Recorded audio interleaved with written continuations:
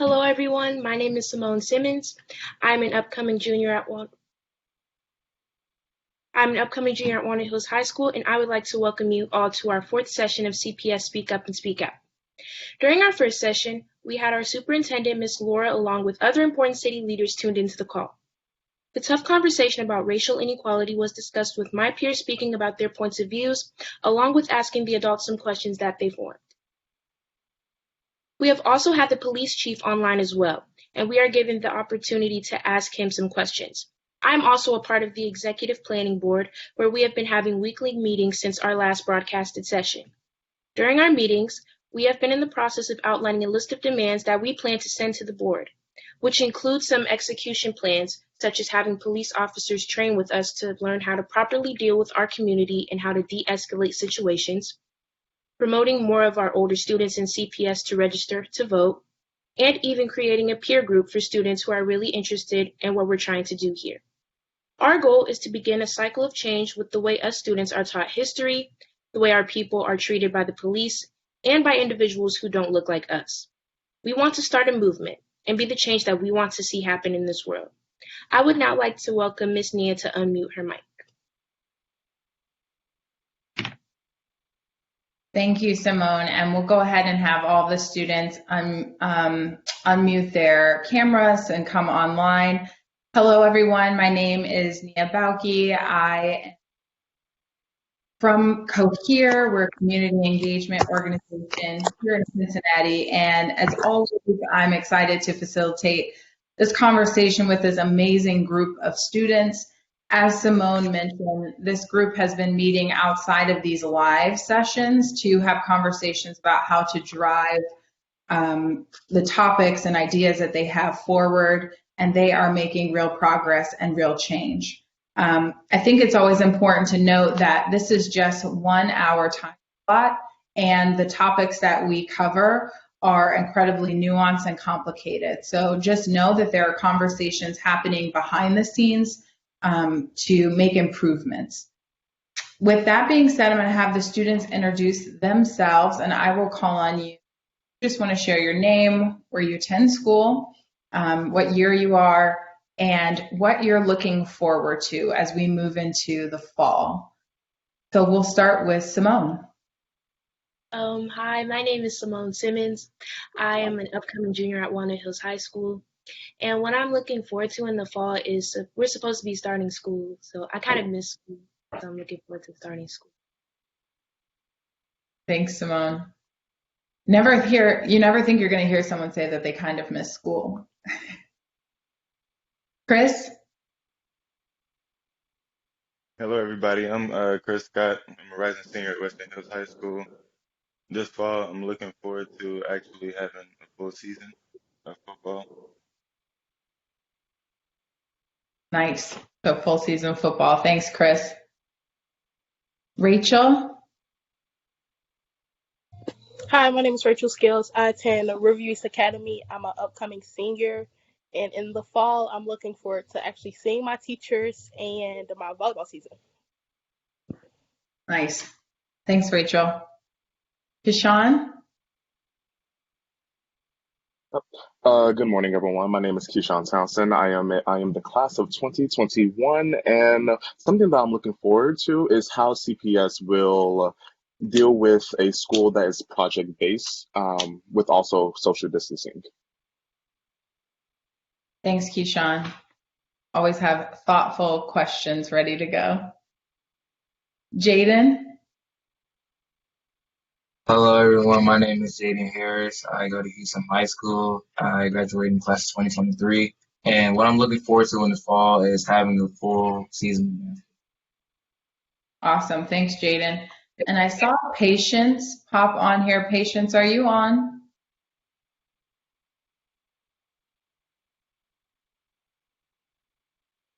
Okay, maybe Patience is having some technical difficulties, so hopefully she'll join the conversation soon. For those who are watching, just as a reminder, these students have been having a conversation for a period of time. They were more frequent at first, and then we stopped, and they decided to meet offline to have a conversation about what they wanted to do moving forward. And where they landed was really focusing on addressing the curriculum within the schools, especially when it comes to African American history, as well as discussing conversations around student and police relations, both in the school and outside of the school. So we are going to be diving more into those topics today. We are fortunate to have Superintendent Mitchell, who will be joining us briefly, as well as Sergeant Mitchell from CPD. So we're excited to have conversations with them. But as always, we start the conversation with the students because they are the experts. So I just want to hear from you all, first and foremost, how do you think these forums are going? Do you feel like they're leading to change at all? What's your take on what we've been doing so far with these sessions? Rachel? I feel like the forums are, yes, making a difference, but it won't change overnight. It's going to take baby steps for it to change. I feel like this is a good step in the right direction because people are actually taking what we say. They're actually like listening to what we're saying. So I really appreciate that. And I feel like we're making the right steps to make a change in the Black community. So you feel like you're being heard, you appreciate that, but you know that it's going to take more. Yeah, it's not going to just be like, oh, we had this today, so now racism is going to be over tomorrow. Or like, we said this, and so now people aren't going to do it tomorrow. Like, no, everybody's just not going to, it's not going to be like just a switch that's going to change like that. Some people are still not that open, like they're open-minded to listening, but not necessarily open-minded to changing. What's the one thing you would want to see in terms of driving that forward? Just more people listening and not being so stuck on, well, this is what I was taught, this is what I've learned. Like, yeah, we've all been taught differently and we've all learned differently. So that's how we can learn from each other, because we all aren't the same. Like, me and you might have a different opinion, and what you say, I'm like, that really makes sense. Now I change about how I think because of what somebody else has taught me. So more open dialogue, perhaps without defensiveness. Thanks, Rachel. Simone, and then after Simone, we'll have Patience introduce herself. I feel like what we're doing here is pretty cool because a lot of people have the mindset that children don't know what they're talking about. And we're all a group of really intelligent kids and we're just speaking our minds. And I feel like we're making a change. Like what Rachel said about it not happening overnight, but like I feel like we're getting there. Like it's just one step at a time. Like we're making a change. Every time we do this, like every meeting, it's just more progress being made. Thanks, Simone. And I will reiterate again to those who are watching, these students are working hard behind the scenes. So I know for a fact Simone is right, there is progress being made. Patience, you've joined us. Do you want to introduce yourself, where you go to school, what grade you are in? And then the check-in question was something that you're looking forward to as the fall is coming up. My name is Patience. Do I gotta say my name is Patience Stone. I go to Houston High School. I'm a junior. And what I would like to see change is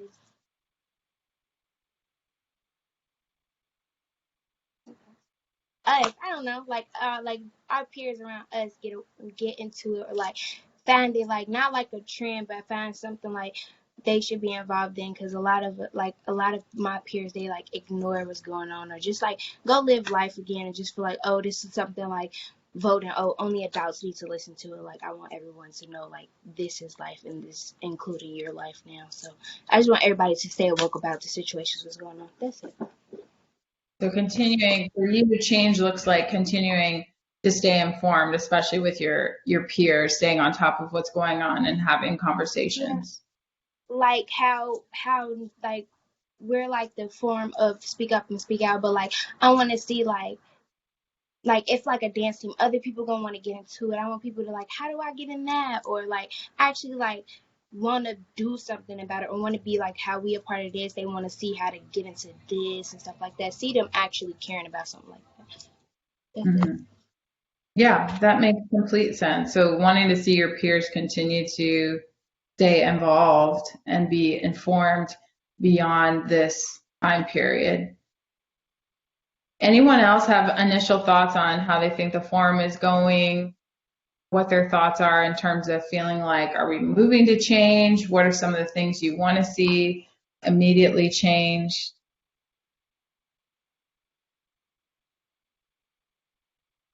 Chris? I feel that we are most definitely moving forward. But I feel that yes, we need more dialogue simply because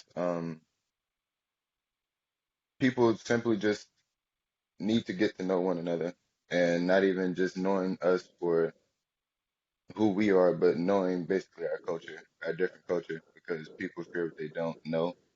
So if they could get to know us better, you know, um, then they would be, say, more comfortable around us. But not, we're not naive to think that everybody's going to change because that's a huge step.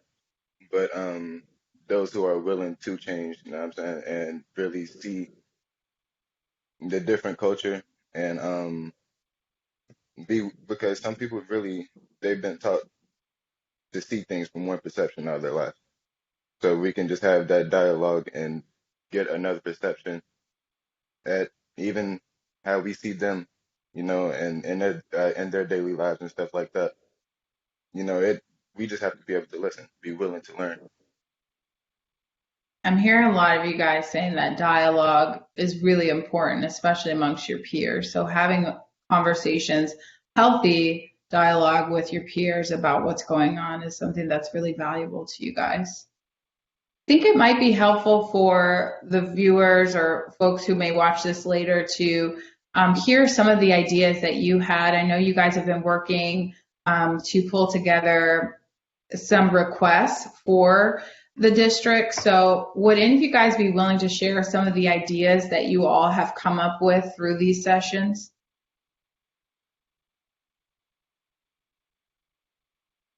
Simone? So, like, we made this draft request document where we have a bunch of our ideas, and I can pull it up and see what we have on there. So,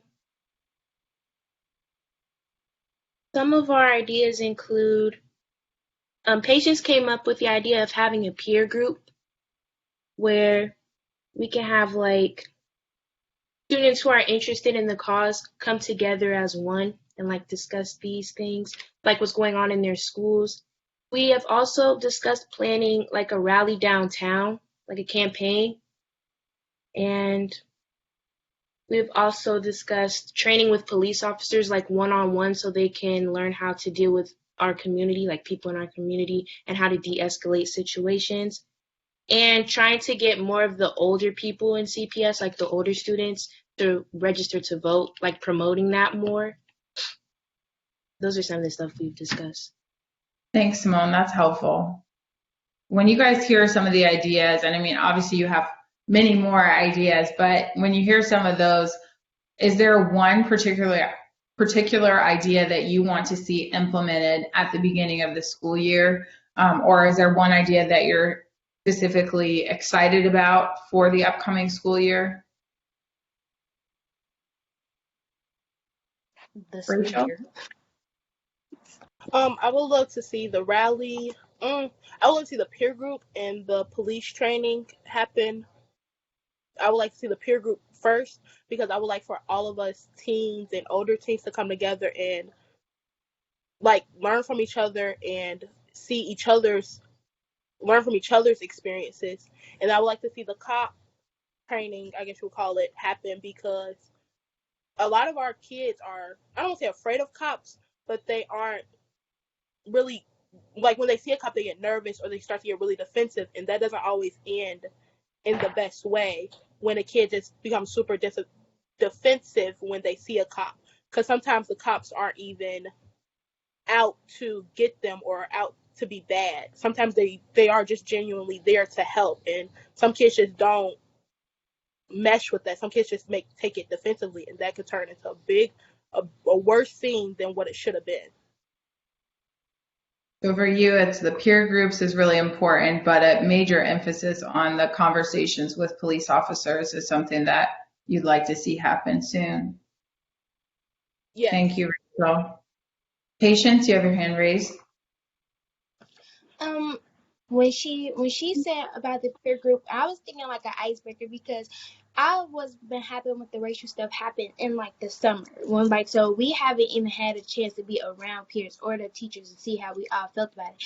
And remember I told you how like I would want like assemblies more and stuff like that, and I was thinking like that'd be a good icebreaker like to bring up like, hey, did you guys see on the news, and they could bring up the speak up and speak out group, and then just to get everybody, if they wasn't aware, then now they're aware, and then that's would be a good way to be like, if you want to be like them or be a part of them, then you could come to like this room and do that, and that'd be like a quick way to start it.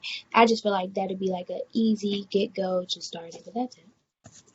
Yeah, thank you, Patience. And I remember you guys brought that up last time, that check-in piece being really important because there's so much that has happened over the summer.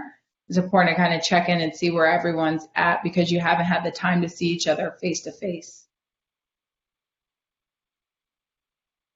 I want to give us enough time to talk to Superintendent Mitchell as well as Sergeant Mitchell, because I know last time we spent a lot of time talking amongst ourselves, but you had so many questions. I feel like the questions and dialogue that you have with adults is so valuable. So before we transition to that, I just want to give you all the opportunity to share anything else in terms of how you feel like this group is going, and maybe share some of your next steps or goals for this group moving forward. Does anyone have thoughts on next steps, goals? Jaden, you've been quiet, so I'm going to call on you.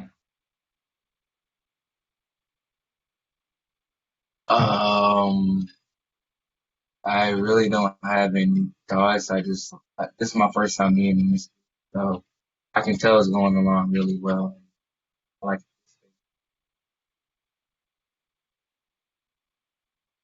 it. Okay. Do you have any particular goals with your involvement in the group or things that you want changed? Not really. Not really. I don't have any goals. Thanks, Jaden. Then continue to just be involved and show up is really important. So we're glad that you're here and joining the conversation. Does anyone else have some final thoughts before we transition to our conversation with our leaders on the call today? Awesome. Well, thank you guys for being here. We're going to start with a conversation around curriculum. As a reminder, we began talking about the importance of having relevant, up-to-date, meaningful, and accurate representation of African Americans throughout curriculum and especially in history class. So for that conversation, we're going to have Superintendent Mitchell join us today, which we're so happy that she's taking her time to be with us. So quickly, Superintendent Mitchell, before we jump into the questions, would love to hear your thoughts on how you think these sessions are going, as well as any thoughts that you have on what the students have shared today. All right. Hello, everyone. It's good to see you all. So I want to I'll start off by saying that in one of the first conversations that we had with Speak Up, Speak Out, I set a challenge and I told you all to make some demands of the district. And so I'm really looking forward to get the document that Simone mentioned. Simone, we want to get that document sooner than later. And so I would really appreciate if you would send it on to me so we can make sure that we're really addressing what you want and not what we think you want. And so really want to hear that. I'll also say that when I said to you, when I challenged you to make some demands, when I read the questions about an hour ago that you all have for me, I thought, wow, they really brought it today. You guys are asking me some really pretty tough questions, and that quite honestly is the exact purpose of these sessions. And so I appreciate how tough and how hard the questions are. I will also say that I appreciate something that Rachel said. And so Rachel said that, this isn't going to be a flip of the light switch and it's going to change immediately.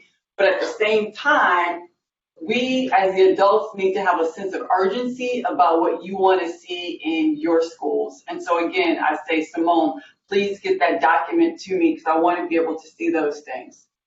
So I want to say that here's our thought and our plan, but I need your counsel. And first of all, I want to say that in February, I had a meeting scheduled with a consultant to actually talk about this exact thing, and then the pandemic happened and we closed. And so what our plan is to work with the consultant. I actually spoke with the consultant yesterday to really come into our district, to be able to talk with students, to look at our discipline data, our grading data, our curriculum, our policies, how we spend our money, and give us some information about how equitable or how we don't have equity within our district. And so we want to do a data analysis. And then out of that, we are going to challenge and ask the board to adopt and have the administrations implement some social justice standards that are not currently covered within our curriculum. And so we believe that this might help get to hearing your voice and having it come through and what you really want to be able to see. We believe that the work that you all are engaged in and education, especially public education, is about social justice. And it's about making sure that everyone has what they need. Our Black students, our poor students, our other students who are minorities. And so it's very important that we hear from you, but that we also be able to work with external people to come in and quite honestly shine a light on the injustices that are taking place within our district to be able to address some of your concerns. So we believe that social justice is a major part of the work. You're challenging us to push and move faster in terms of being able to see evidence, and I like that. So we don't want these to be just sessions that we talk and then nothing actually happens. The other thought that I would like to get your feedback on is to the thought of pulling together a superintendent student council to be able to advise me on a regular basis about what you're seeing within your schools and then also what you would like to see. We started this conversation in terms of speak up, speak out, but the real idea is that you all take it and you run with it and you are actually leaders and we're just helping get you to where you want to go as it relates to promoting African American culture and cultural relevancy within all of our schools. So I'll stop there and take a breath and get a response to anything that I've said, whether we're talking about policies, procedures, social justice curriculum, bringing in a consultant, and then also a superintendent student council to really work on these actionable things. Simone? I think the superintendent student council thing is a pretty good idea. Cause like it can help you get like different perspectives from all the different high schools in CPS. All right, that'll be a great action item for me to get started on before the end of July, that you all can see immediate action, and then that council can help work with me to build out a literal action plan that we can see deliverables, when things are going to happen, and it's visible all across the district. That's awesome. And students, I know you all have prepared some questions too, so if you feel like you want to have those addressed, feel free to ask. If not, or you want to respond to something that Superintendent Mitchell shared, feel free to do that as well. This is your time.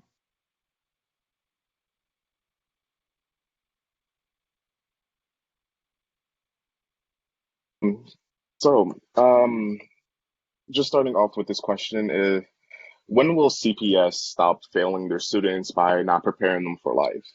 CPS continues to prepare our students for an unrealistic future, rather than preparing them with the actual vital skills to actually live in this money-hungry world. Like as a oncoming senior, I do not have those proper skills to actually finance myself. Like I do not know how, I don't know what an APR on a credit card is. Like I do not know how to mortgage a house. Like I don't know how to do any of those important things that I should be equipped with before I graduate. Because they're being in school is preparing you for the real world, and I'm not equipped with those proper skills. Yeah, like CPS is preparing us for an unrealistic future, and like when will CPS stop failing our students? Great question, Keyshawn. And I remember you. You do spoken word. Have I seen you perform before? Yes, you have. Yes. Very good, very good. So it's good to see you. So, you bring up a really good point in terms of preparing for life skills. So how to manage credit card debt, how to set up and manage your bills. So you're talking about those types of skills. Give me a little bit more in terms of what are the specific skills that you're interested in making sure that that's a part of our curriculum. Most importantly, the top one on my list will be financing because, like I said, we live in a very money hungry world, and to live in this world, you have to have that money. Um, whew, yeah.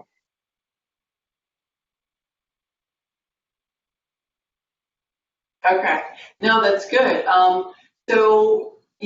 I think that you bring up a valid point. We don't cover it enough in school. I think there's the opportunity to make that change for this upcoming school year. And so I will work with this council and our team of administrators and teachers to be able to put something in place. You all may be interested to know there is a team of teachers who are working on this social justice piece that formed this summer with our deputy superintendent. And so this is definitely something that I will bring up and take back. So this is another really concrete, actionable step. But you're absolutely right. If you don't feel that we're preparing you for the real world, that's what you need to tell us. You need to tell us specifically what you need so that we can make sure that we can provide that for you. So I appreciate your question, that we're not preparing you to the degree you want to be prepared to go into the real world. Oh, I got it. Thank you. And I look forward to getting more ideas from you all about what you really want to be able to learn so that by the time you graduate, you really feel like you're ready. So valid point. Thank you very much. And Keyshawn, one thing we can commit to doing too is taking some of the thoughts that you have when you get some more time and just writing out what are the specific things you want to see and adding that to the action items that this group plans on sending out. Patience? My question is, for you being in your position, for how long you've been in your position, do you feel like you've seen any change in the teachers, the teaching, the way it's being taught? Like, do you see, like, well, I know, like, we're not the first people to bring up, like, stuff needs to be changed in the CPS or the district of being taught. So have you ever, like, seen what y'all turn different or seen the change, what happened, or no? Yes, okay, so thank you, Patience, for your question.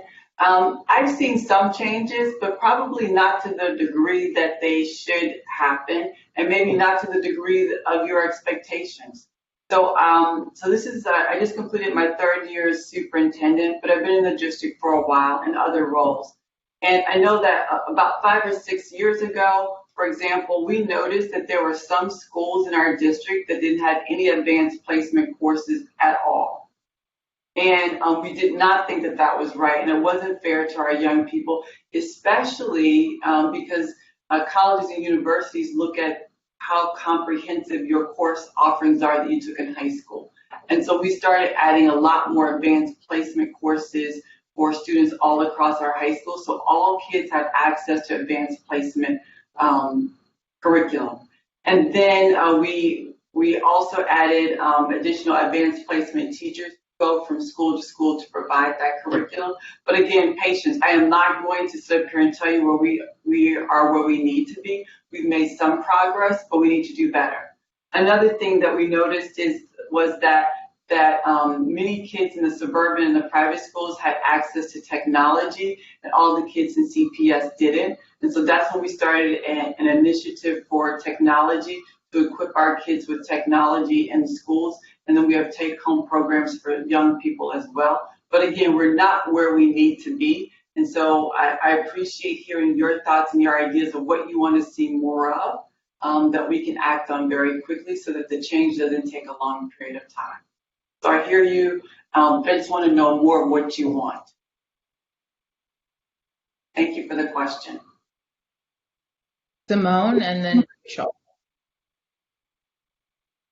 So personally at my school, I've noticed because I take a fair amount of advanced classes. In my AP US History class last year, there were only 3 people of color in that classroom. And in a lot of the classes that I took, there weren't as many people of color in there. And also, it's also something amongst the staff too. I've been at Walnut since I was in 7th grade, and I've never had a black teacher. And I was just wondering, do you guys have any plans on trying to make the community, for advanced classes and amongst the staff, more diverse? So I would say definitely in terms of offering more opportunities for kids to have advanced placement courses, definitely. And it's something we'll continue to work on. So the answer to your next question is going to sound defensive, but it's where we are. So we have a department in HR that they do recruiting, and they go out to the universities. They go specifically to the historically black colleges to try to recruit teachers to come to Cincinnati. And African Americans are not going into the field of education. And so it's really hard for us to recruit African American teachers because they're not going into education. But not only are African Americans not going into education, there's a teacher shortage in general. So people are not going into the field of education. And so last year we started our own Grow Your Own Teacher program with high school students, and we started it with Aiken High School as a proof of concept, where a Miami professor came on campus and started teaching to 9th graders who are interested in going into the field of education. And then they will be in this program grades 9 through 12, with the promise to then go on to and receive funding to go to Miami and then return to Cincinnati Public Schools as a teacher in our district. And so because there aren't African American teachers to recruit to CPS because they aren't, colleges and universities aren't graduating them, we started our own Grow Your Own program. We know that it is a major concern for our young people. You need to be able to see people who look like you excelling and being successful. I will say that among our principal complement, the majority of our principals are African American, but when you get to the teacher level, you just don't see that. And so I know it's something that we need to work on as a district and quite honestly as a country as a whole.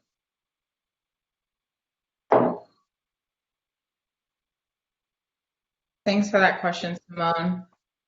Rachel? Okay, so I know you were mentioning us sending you our list of demands that we wanted. So after we send you our list of demands, what steps are you going to take next to make sure our demands are met, or at least some of our demands are met? Sure, absolutely. And I appreciate your question and your clarification, at least some. So my thought is to get the list of demands, pull together as quickly as possible the student council, and then be able to talk through those demands and be able to put those demands out on a timeline. To be able to say, this is something that we can do a quick early win that everyone sees that's happening, and then here's some other things that may take a little bit more time, and then to be really transparent to say, there's some things that maybe we just cannot do for whatever the reason is, because I have no idea what the demands are. But we will work as hard as possible to be able to meet what you're asking us for. I will put a team around us to be able to support the work. So teachers and administrators who can help come together to make this happen for you. And also thinking about the other supports that are in place, whether we're talking about coaches or extracurricular, having those people putting a team together based upon what the demands are to be able to set out a timeline to be able to make sure that we can meet those demands. Again, I won't say that we'll be able to make 100% of them within the first year, but we will make a very strong, more than an effort for you all to see some deliverables very soon. So I look forward to getting the demands and then putting a council in before the end of July, and then to start set a timeline and start to move on getting those demands met. And being very public about the demands. We'll also express the demands to our Board of Ed so that they're familiar with what you want, and it actually may end up being a part of a board presentation or conversation. And so I'm thinking that what may be a really good idea is to have the council come even before our board to say, here are the things that we want, and how can the administration help us get to those demands. Thank you for your question, Rachel, but we'll put a team together after I get the demands with the student council and then a team of adults here in CPS, and if we need external people to help us, and then we'll work through those demands on a timeline. Thanks, Superintendent Mitchell. And it sounds like we've got some action items around adding that life skills piece that Keyshawn set up. Also sounds like maybe prioritizing some of that list will be really helpful too, so that when you guys send that to Superintendent Mitchell, you can say, these are the top 2 things that we really want to see done. So I'm taking notes, and I hope you guys are too, because you're the one writing these demands. Patience, I know you had your hand up, so I'll go to you. Okay, you said something about like how a lot of people are not going to the teaching forums anymore, or you can't find, or a lot of Black Africans are not going in for the field.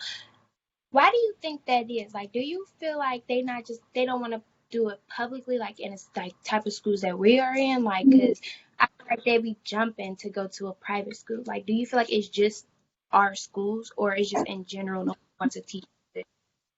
No, it's in general across education in the United States. There's a shortage of teachers, so I don't think it really has anything to do specifically with CPS or an urban school district. There are a lot of teachers who want to come to an urban school district and teach. There are a lot of principals who want to work in an urban district.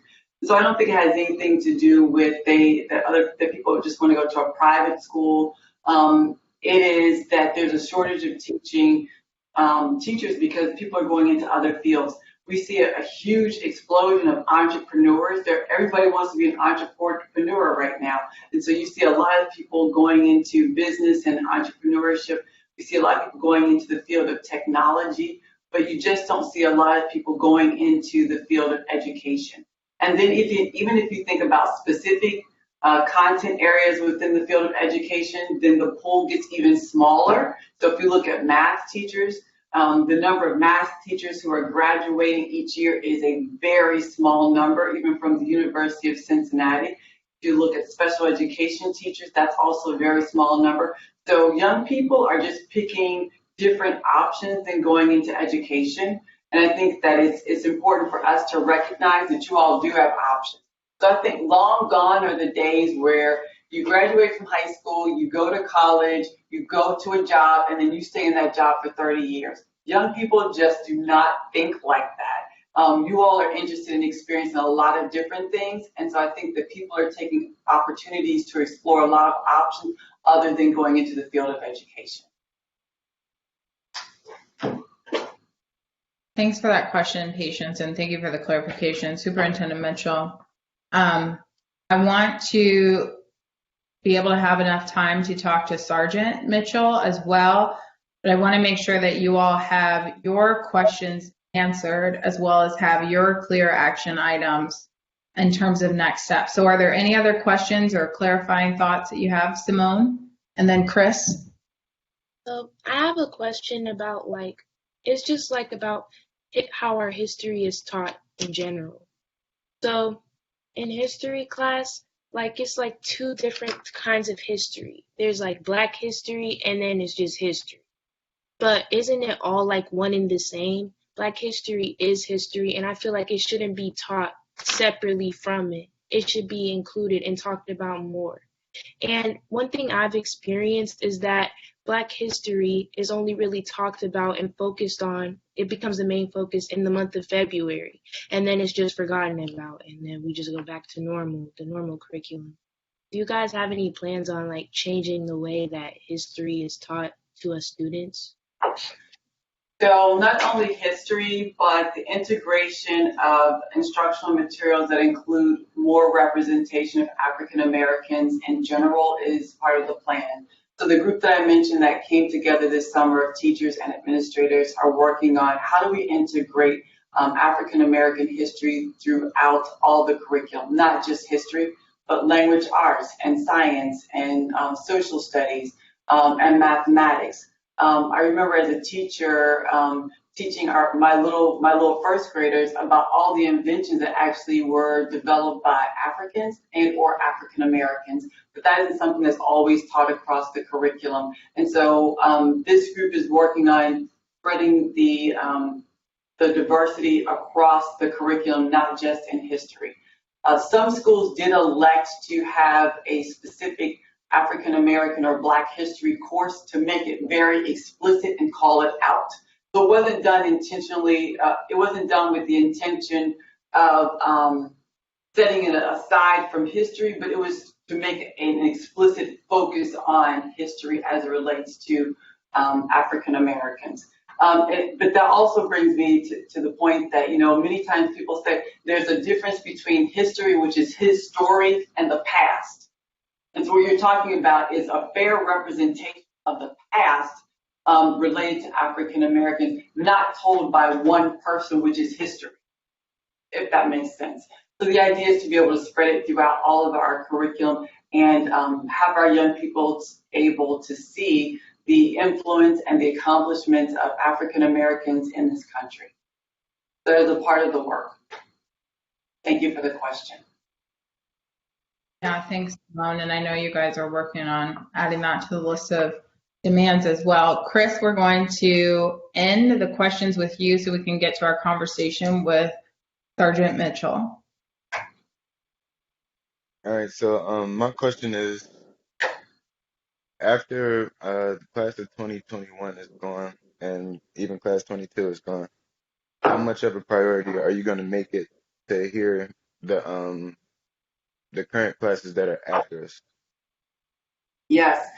So the board has established an anti-racist policy in our district, and so it will be a part of the work in CPS for many years and for many generations to come. And so I'm saying that the board has a very strong commitment to this, so much so that they've made a policy, and they're saying to the administration, now we want you to put procedures in place to make sure that this doesn't happen and that there is fair and really good representation of African Americans within our school district.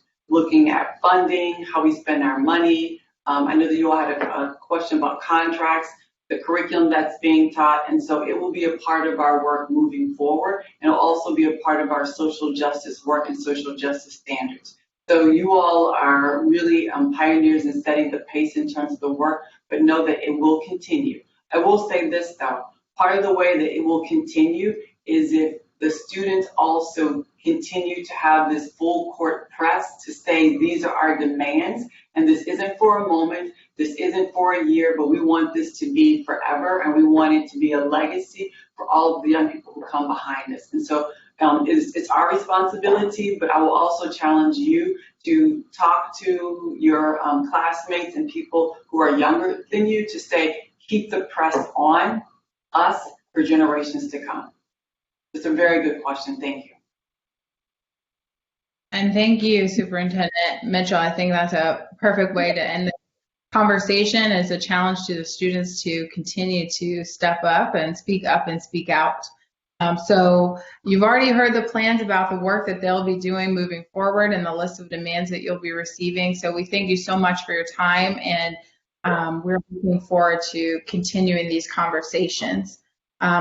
With that, we'll have Superintendent Mitchell go ahead. You can mute yourself in your video, and if Sergeant Mitchell, you can come online so we can have a little bit of a shift in conversation specific to student relationships and relations with police officers. Hello, Sergeant Mitchell. If you want to just introduce yourself and maybe share some reactions to the conversation that you've heard thus far. First, let me just make sure, can you all hear me? Yes, we can. Okay. I gotta apologize. I'm on my cell phone. So, um, first, before I even get into any of all that, I just want to say thank you all. I am very proud of you all staying engaged and being part of the difference. I've heard tremendous things. I've worked with Superintendent Mitchell, and she has a desire and a passion for young people and to make change. And that same desire and passion is here in the police department. I know that a lot of it is not seen, but there are a lot of internal debates and arguments that go on. For people of color for improvement that the average citizen just doesn't get to see. So I just want to leave you guys or start with that, letting you guys know there are people fighting for you to change for fairness and different ways of how we police. Thank you, Sergeant. And if you could just quickly, introduce yourself and your role in all of this, I think that might be helpful as we get the conversation started. Okay, I'm sorry, you did ask me that. So I am Sergeant Anthony Mitchell. Actually, I was a school resource officer at West High for 5 years before I got promoted to sergeant, and now I've actually did 5 years in our internal investigations unit, and now I run our community relations unit. So my unit specializes in projects like this, working with the community to engage the community, get their input on how we can do things better. Perfect. Thank you. And thank you so much for being here. Students, I know we had a spirited conversation with Chief Isaac in our last session, and I know you all have thought about some specific ideas and things that you want to see happen, especially with some of that student one-on-one training, a student-led youth training. So you guys have talked about that and you've come up with some questions. So I'll just open it up to you all to ask questions to Sergeant Mitchell to start the conversation. Chris? My first question to you is, first, how how much do you think your officers and your peers within the department, how much do you think they understand our communities? And two, do the cops understand like when we say all cops are bad, like what do y'all take from that? Um, that's kind of a deep, open question. So, when it comes to people saying that all cops are bad, I don't believe that is true. That's just like that's kind of a contradicting statement. That's just like saying all young black people are criminals. That's a big label to put on somebody. I do think that we have come a long way in policing of educating police officers and getting a more understanding of what our role is and being in the community.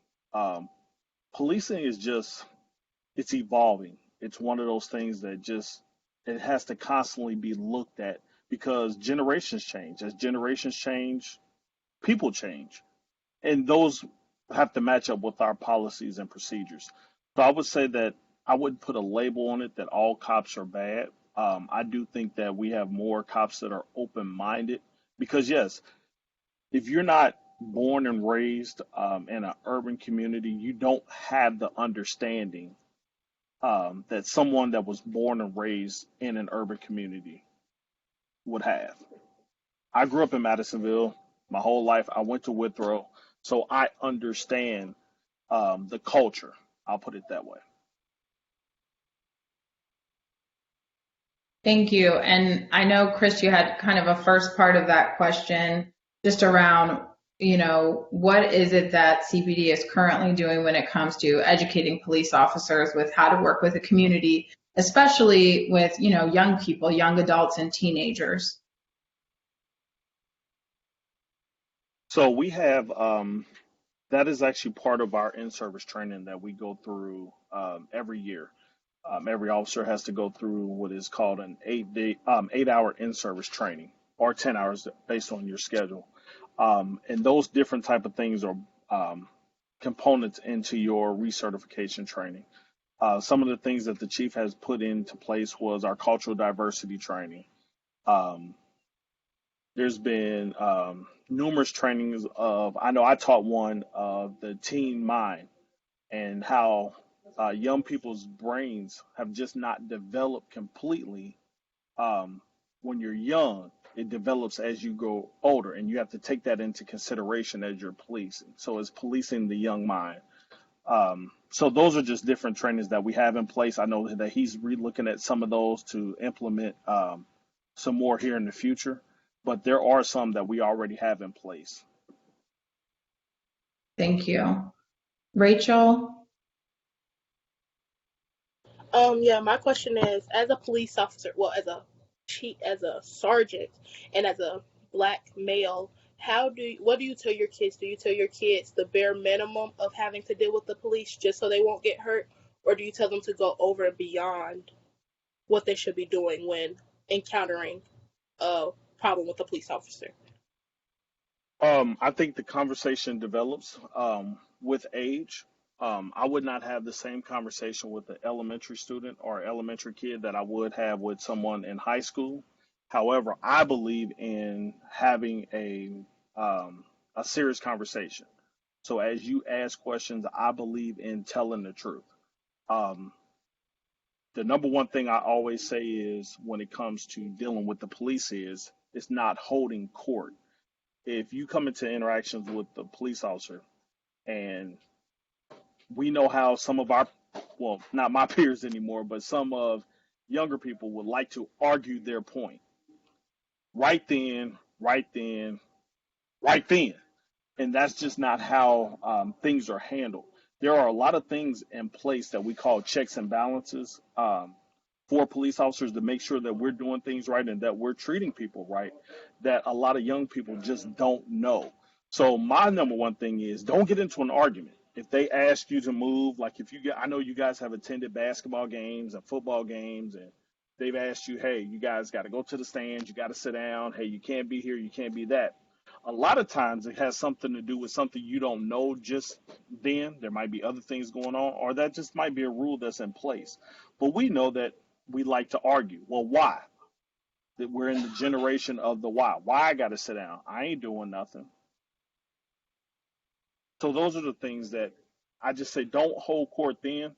Wait till the situation is over with. You can always come back to that police officer and say, hey, look, we just did what you asked us to do, but I want to know, why did you guys have us sit down? Why can't we stand up along the fence?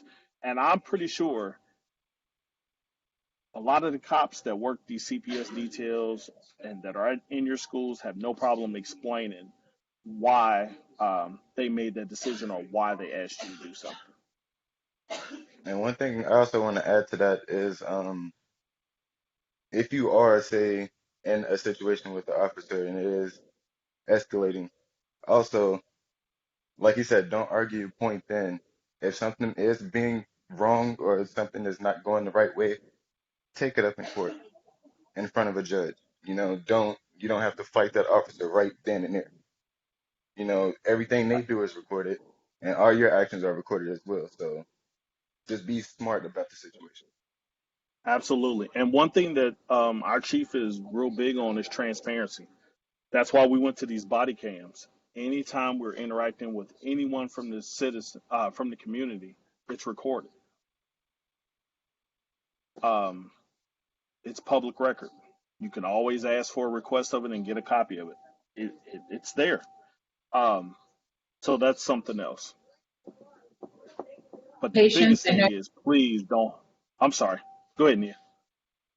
I'll let you finish your sentence, and then Patience, you can ask your question. No, I just wanted to hone in a little bit more on that whole thing of getting into an argument and what I call holding court right then and there. You, it's just you're not going to win. Okay, so I've been holding this question, so it became two.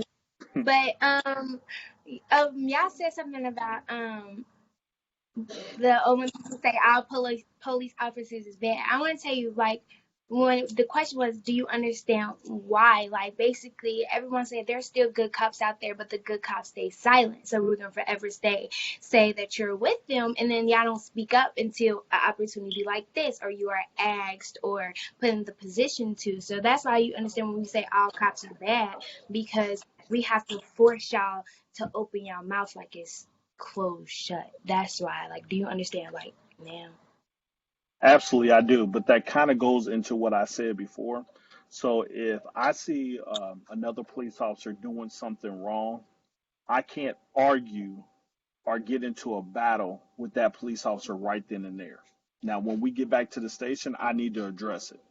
And that's just like the same thing I'm asking you all to do. You don't handle it right then and there. There are a lot of things, there's a lot of discipline that goes on inside that you all don't know about, but those issues are addressed. We have another thing, our citizens complaint process. There is no reason why a person can't complain on a police officer now. You can go to any district and get a form and fill it out. You can always request to speak to a supervisor. You can file your complaint online. And then we also have what's called the Citizen Complaint Authority, who is separate from the police department, that you can file your complaint with them. And they answer directly to the city manager. That has nothing to do with the police. But we as police officers have to go and interview with them and explain our actions as well, if that makes sense. Okay. And then the other one, you said something about the youth mind or the kids mind not being developed, but we all know we do grow to learn. But what I'm saying is, like, y'all mistakes is put as a timeout and suspension, but really y'all the one that frees up and gets scared in the moment of what happens wrong. That's why we're on the police back. Because if it was the youth mind, then we would have said something about the youth. But since what they have right to have problems or be scared and act out of fear. So when we say develop, it seems like y'all mind is developing backwards. So it's the whole, and not just the youth mind, it's the whole everyone mind. Right. I think that was just, and that was just a training class that we put on. I think that you guys are looking at issues that, and the issue that you're talking about is policing as a whole. It's across the country. One thing I like to talk about here in Cincinnati, we have not had any major issues of us mistreating people, putting our hands on people, shooting people. I mean, that's just, and that's because of things that we've put in place and the trainings that we do have.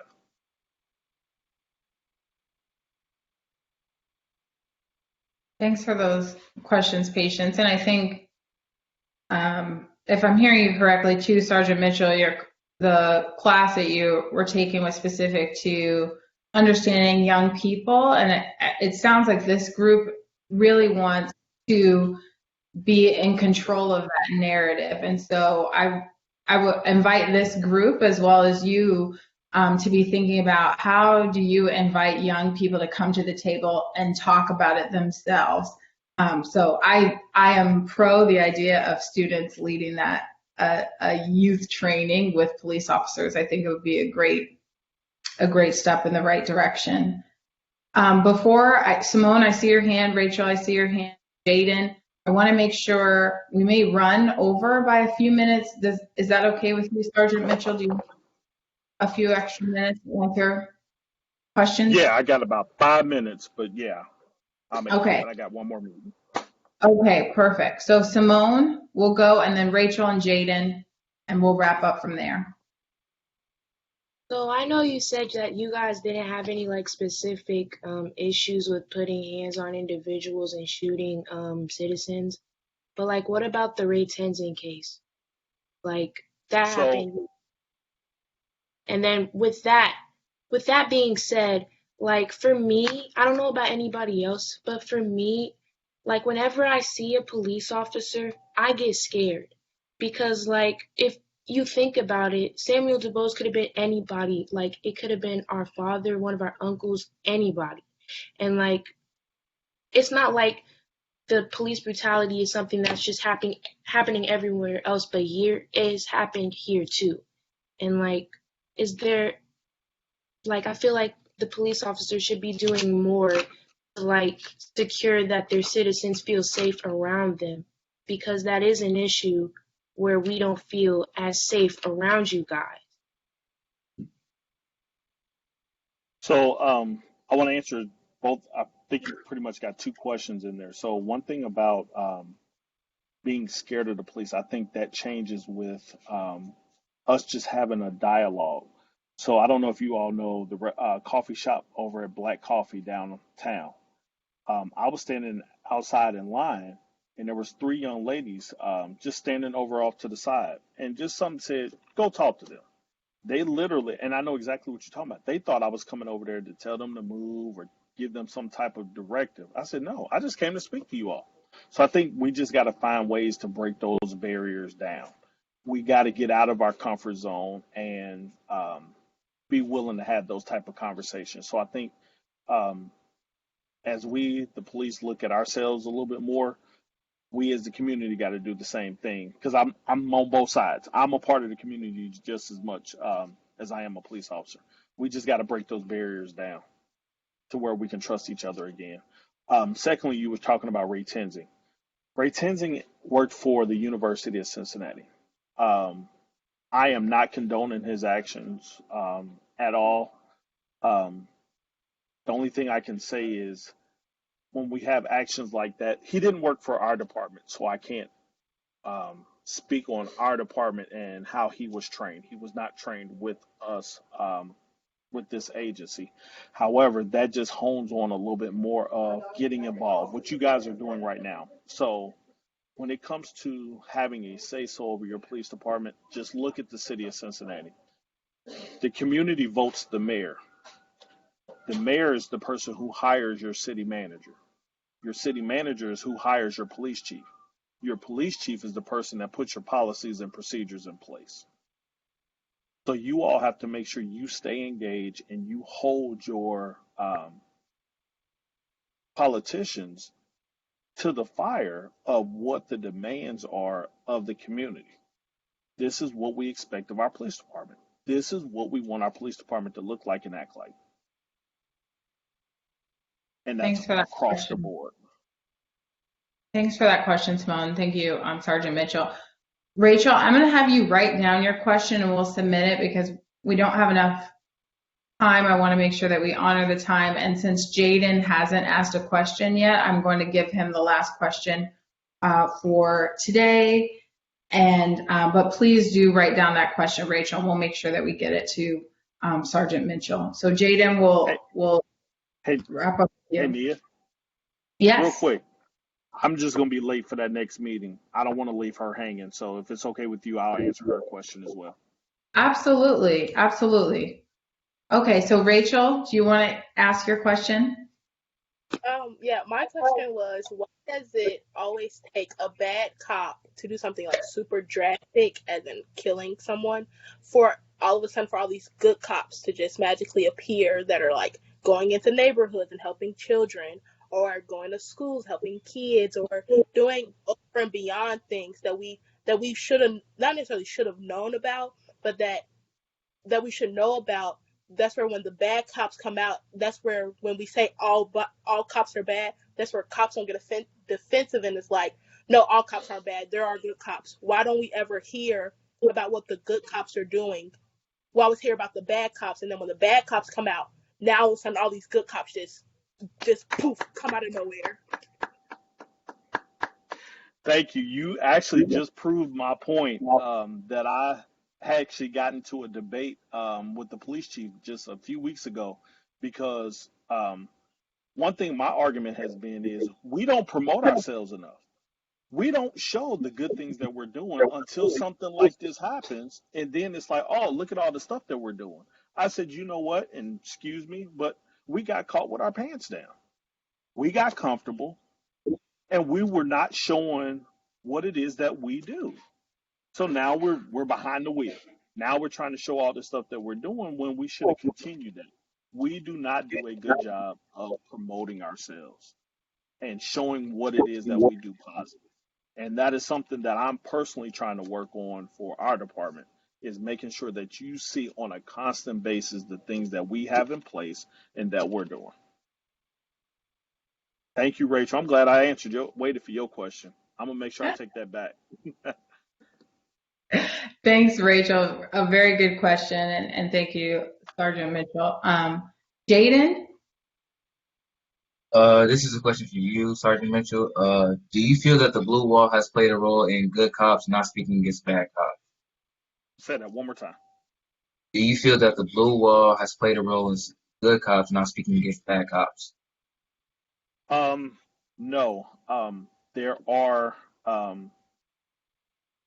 good cops. I think there's just ways of addressing it. Um, a lot of it has to do with politics, and those things should not be involved. That's just where we are right now. That's why I hone on how important voting is. Um, there are organizations in place to kind of be the checks and balances of that. I don't know if you ever heard of the Sentinel Police Organization. That is the African American Police Officers Association. That was created because of improper treatment of African Americans in law enforcement. So that is kind of like the check and balances organization for the FOP. So that's kind of what breaks down that whole uh, blue line trust.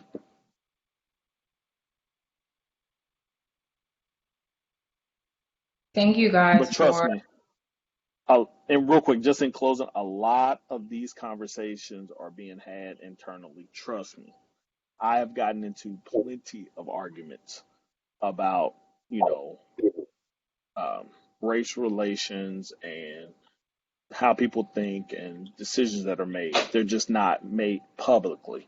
But trust me, the conversations are being had. We should be invited. Just saying. You said you want to be invited, Patience? Yeah, I just feel like the bad events happen in public. Like ain't the good talking or the talking behind screen. Just me, I might get in arguments where arguments happen. We're human. I just want to see, like maybe if they see you actually being humans or regular people having a conversation about the problem, they'd be like, "Wow, they really with us." But y'all do it behind closed doors, so it's just like you still a bad cop, like. So I just feel like it'd help y'all wait and us to know that we all in the same place. But as long as y'all keep doing the good things behind closed door, you forever on the best cops.